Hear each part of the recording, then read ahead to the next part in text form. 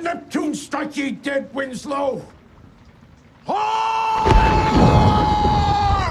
Welcome to Watch Mojo, and today we're counting down our picks for the top 20 movies that people still don't understand. Either way we run the tape, you made it happen. Don't try to understand it. For this list, we'll be looking at films with confusing specific plot points or strange plots in general that have continued to puzzle viewers after their release. Because of some of the things that make them confusing involve spoilers, be warned if you haven't seen these films yet. If there's a perplexing movie whose absence from our list makes you baffled, enlighten us in the comments.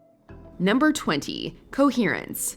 The title of this indie sci-fi film is rather ironic, since some viewers find it incoherent. Quantum decoherence ensures that the different outcomes have no interaction with each other. Hold on. Well, that explains it. A house party turns upside down after an apparently comet-induced power outage. The group gradually discovers that their neighborhood has become populated by alternate versions of their own house.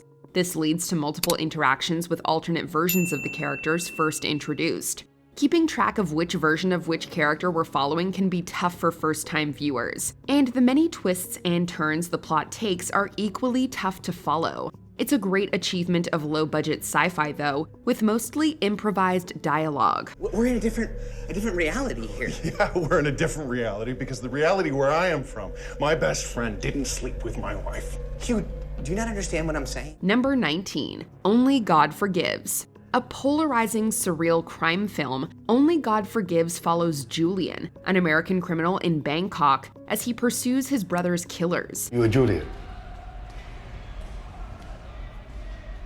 Do you know Choi Yun-lee? Who? Your brother killed his daughter. The film is full of beautiful yet violent imagery.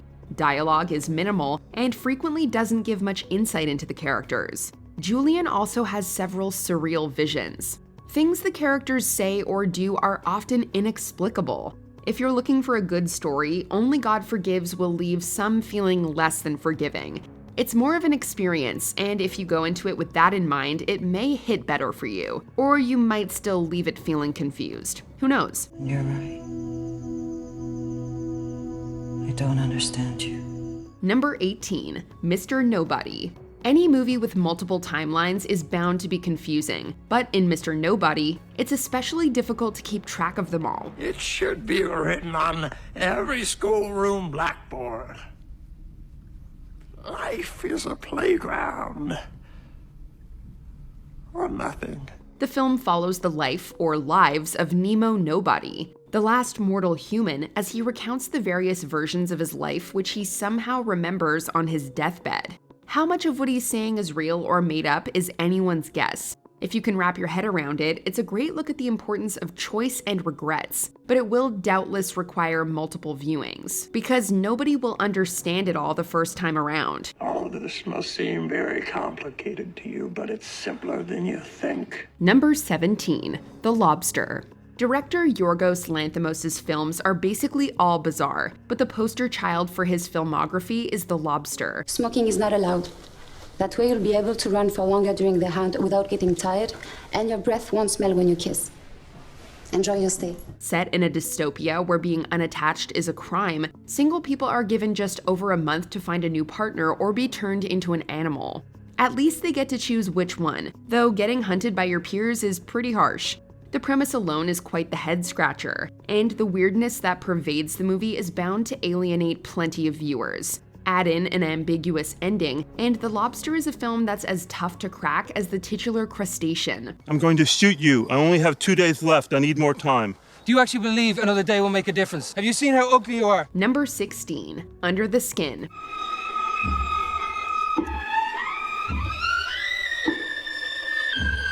The story of a woman, or something masquerading as one, abducting men in Scotland. Under the Skin has gotten under many of its viewers' skin because of how ambiguous it is. Little explanation is given for the woman's actions, or even who or what she is, though she's clearly otherworldly. The dialogue is sparse, and the characters don't even have names. I have a place about 30 minutes away. Will you come with me there? Under the Skin definitely has thematic messages though, as most critics seem to agree that it's about inverted predation, the lustful, desirous, and usually predatory male becoming the victim, and that it also addresses the larger concerns of purely physical attraction. You think I'm pretty? I know gorgeous. Do you? Definitely. Number 15. I'm thinking of ending things. I suppose all farmhouses are alike. Like all happy families. Not sure Tolstoy got that one right. A bizarre outing from writer-director Charlie Kaufman, based on a book of the same name. I'm Thinking of Ending Things follows a young woman, whose name changes several times, and her boyfriend Jake on a trip to meet his parents. Said parents' ages change throughout. There are weird phone calls, and there are extended looks into the life of a janitor. While there are many emotive performances and some meaningful topics of discussion throughout, what it all means is as opaque as the windows of the many snowed-in vehicles. That seems like an unlikely sequence of events. Number 14. Synecdoche, New York. Everything is more complicated than you think. You only see a tenth of what is true. Filmmaker/writer Charlie Kaufman is known for unusual stories, but arguably his most confusing is Synecdoche, New York. The film depicts a playwright whose physical and emotional turmoil are offset by his play, which begins to blend in with his real life. Yet here we are for the moment, alive. Each of us knowing we're going to die. Each of us secretly believing we won't. The setting, as well as which actor is playing which character, changes throughout the play and the film, which makes keeping track of it all difficult. However, part of the title, Synecdoche, means a part that represents the whole, so interchangeability is kind of the point. Everyone is everyone, and everywhere is everywhere. At least that's what we think it means. You tell us. I won't settle for anything less than the brutal truth. Number 13. The Lighthouse. This black and white psychological period horror film follows a pair of lighthouse keepers who become stranded on their isolated post after a storm. Their descent into madness can feel infectious, as you'll often question what's real and what's a dream. On the surface, the duo's confrontation is fairly straightforward, but the bizarre imagery, mythological references, and homoerotic subtext all lead to plenty of analysis. But even if you don't understand it, at the end of the day, The Lighthouse is a starkly beautiful and terrifying movie with towering performances. And fart jokes. Sick of you laughing, snoring, and you goddamn farts. You goddamn farts! Number 12. Solaris. There have been several Solaris films, all based on the novel of the same name. However, it's the 1972 version by Andrei Tarkovsky that still mystifies people most. Мы хотим расширить Землю до его границ. Мы не знаем, что делать с иными мирами. Нам не нужно других миров. Нам нужно зеркало. This sci-fi movie follows Chris Kelvin, a psychologist sent to investigate the erratic behavior of scientists aboard a space station orbiting the titular planet. Although the central narrative of the planet's ocean being seemingly intelligent and projecting Kelvin's dead wife is quite the trip, it's made even more so due to the film's deliberate pace and downright hypnotic and bizarre sequences. It's a pensive take on science fiction and big questions about human desires. If you have the patience for it, Solaris will draw you in and make you think, even if you don't understand it completely. Когда наступит этот конец? Мы же не знаем. Вот и торопимся. А ты не торопись. Самые счастливые люди — те, кто никогда не интересовался этими проклятыми вопросами. Number 11. Enemy. The enemy this movie's title refers to is of the own worst variety. Sort of. Because you brought it up and I thought, maybe you had a recommendation or you saw a movie that you liked and you wanted to tell me about it. Oh, well, sure. I mean, yeah, there's always something. Two men, Adam and Anthony, discover that they're identical to one another in appearance, even down to their scars, though not in personality. The two get involved with each other's lives, often impersonating each other, which can make understanding who's who difficult not only for their loved ones, but also the audience. Plus, things get more and more cryptic as time goes on. Also, they each have recurring dreams about spiders, and the ending, well, it's downright Kafka-esque. Ellen?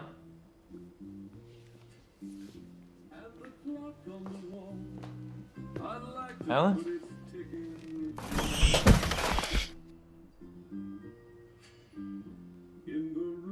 Number 10. Mother. an unnamed man and woman's house is repeatedly invaded by unwelcome visitors, sparking violence, fires, and deaths. You didn't need to do all of this. I wanted to. I've been working so hard.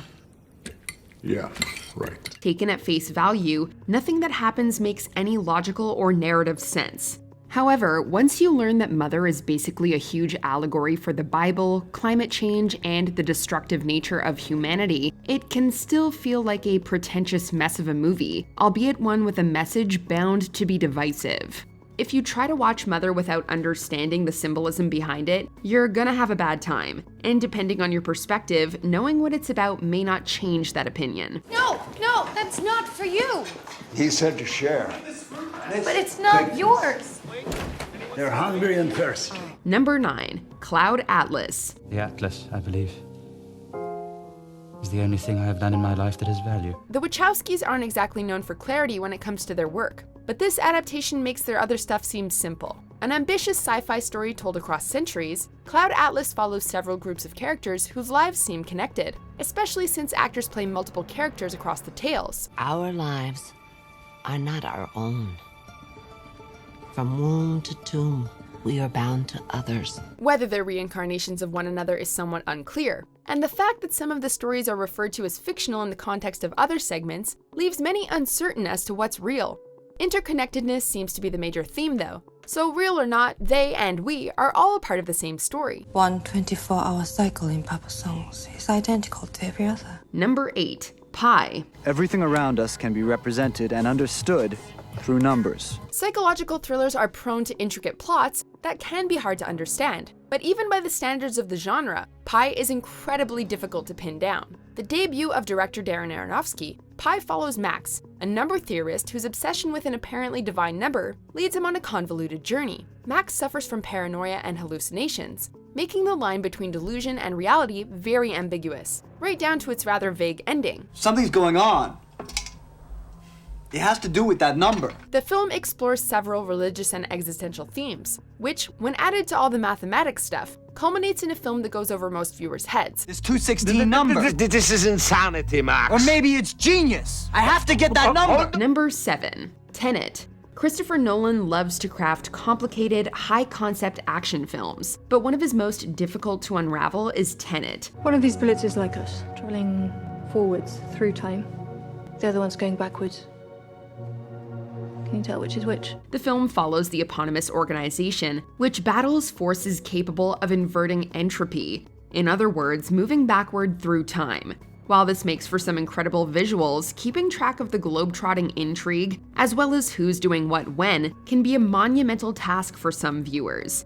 This is compounded by magnitudes through the barely audible dialogue. Following the elaborate plans without subtitles and/or headphones is downright impossible. It seems bold.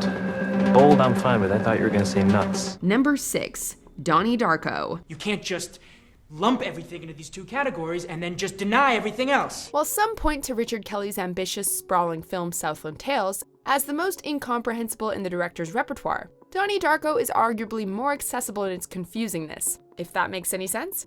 The movie follows the eponymous protagonist over the course of a month, as he's guided by a man in a rabbit suit to avert the world's end. Why are you wearing that stupid bunny suit? While the interactions Donnie has with his friends and family are fairly straightforward, the explanation for why everything is happening is not spelled out, at least not in the theatrical cut of the film. The director's cut makes the time travel element more explicit, and if you want to understand it, definitely watch that version. I just don't see the point in crying over a dead rabbit. You know, who never even feared death to begin with. Number 5. Primer. Did we blow something? Nobody really understands time travel. All we have are theories, really, and even those can be difficult to wrap our brains around. Primer depicts two friends who invent time travel, and the fallout of their attempts at manipulating the past. Typical time travel weirdness ensues, and with multiple versions of the characters encountering one another and themselves, as well as branching timelines. Little of the technical jargon is dumbed down either, so unless you're versed in engineering, a lot of details can be hard to follow. I don't know of anything that's not gonna leave a gap in the field. But we gotta see what's going on in there. Director Shane Carruth's follow-up Upstream Color is weird too, though for entirely different reasons. And ultimately, Primer is the one you'll find yourself most often revisiting in hopes of understanding. Hey, but what's worse? You know, thinking you're being paranoid or knowing you should be? Number 4. The Tree of Life. You be thankful for everything I've got. Ostensibly a primarily visual story about a man named Jack, as well as his boyhood experiences, The Tree of Life is also interspersed with imagery of the creation of the universe and Earth's development. With its sparse dialogue and seemingly random but beautifully shot footage, The Tree of Life is definitely an art house film, and those aren't for everyone, since they're often open to interpretation or accused of being pretentious. Tell us a story from before we can remember. Whether it's pompous dreck or a brilliant cinematic commentary on the universality of existence, or both, we'll likely never have a definitive answer. Think about it. Number 3, Eraserhead. There's a baby. It's at the hospital. Mom! We could have easily filled our list with David Lynch's filmography. The director is the king of surreal filmmaking. However, we don't think he's yet topped his feature-length debut, Eraserhead, at least when it comes to confusing people. Oh. I don't know much of anything. The bizarre story of a wild-haired man contending with a threatening industrial environment, his girlfriend, and his horrifying mutant child. Eraserhead is a weird and often upsetting film to watch, and it's one that we're not sure we want to understand. That being said, it does capture the stress of parenthood well, in its own weird way. Oh, you are sick. Number 2, Mulholland Drive. You know what? Forget what we just said. This is David Lynch's most confusing movie. Well now, here's a man who wants to get right down to it. Kinda anxious to get to it, are you? Originally conceived as a TV pilot, which may help explain why it's so bizarre, Mulholland Drive is seemingly about an aspiring actress and her whirlwind romance with a mysterious amnesiac woman, as well as several related, maybe, vignettes interspersed with their story. Except the two leads seemingly become different characters by the film's end, and absolutely nothing that happens gets any kind of coherent resolution. Lynch has left the plot open to interpretation. While this lends Mulholland Drive a great sense of artistry, it doesn't help it make sense. There's a man in back of this place. He's the one who's doing it. Before we continue, be sure to subscribe to our channel and ring the bell to get notified about our latest videos. You have the option to be notified for occasional videos or all of them. If you're on your phone, make sure you go into your settings and switch on notifications. Number 1, 2001: A Space Odyssey.